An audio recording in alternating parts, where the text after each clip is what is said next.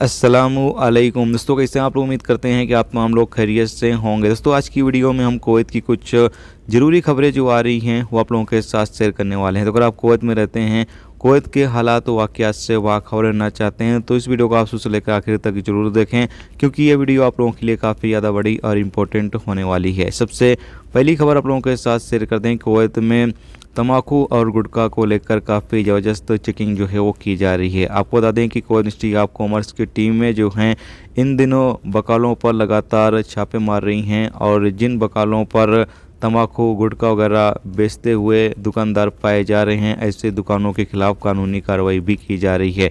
Update के मुताबिक बताया गया है कि कई दुकानों पर छापे मारे गए, जहां से बिमल और अफजल तम्बाकू जो है वो बरामद किए गए हैं, जो दुकानदार जो है वो बेच रहे थे। तो ऐसी दुकानों के खिलाफ कानूनी कार्रवाई की गई है, और बताया गया है कि जो भी दुकानदार अफजल तम्बाकू बिमल वगैरह या फिर नशे का कोई भी सामान बेचते हुए पाया जाएगा तो उसके खिलाफ कानूनी कार्रवाई जो है वो की जाएगी।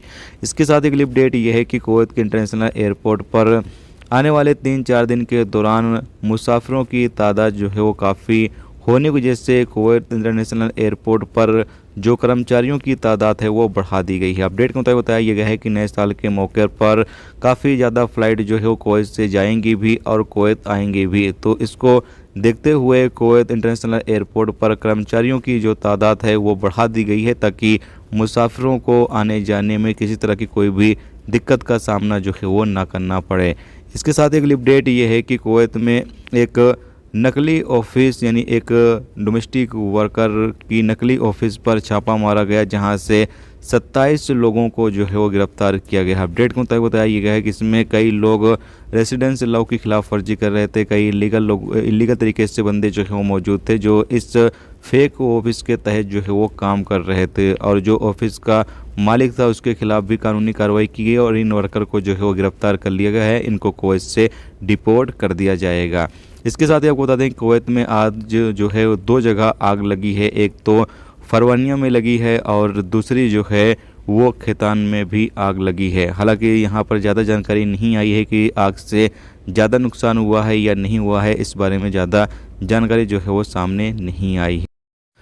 इसके साथ एक अपडेट ये है कि जैसा कि बहुत सारे दोस्तों के मेरे पास सवाल आ रहे हैं कि भाई हमको कुवैत से इंडिया छुट्टी पर जाना है तो क्या जाएं, सही रहेगा या नहीं। तो आपको बता दें कि अभी कुवैत के अंदर कोरोना को लेकर हालात जो हैं वो बिल्कुल ठीक हैं, और इंडिया में भी हालात जो हैं वो बिल्कुल ठीक हैं।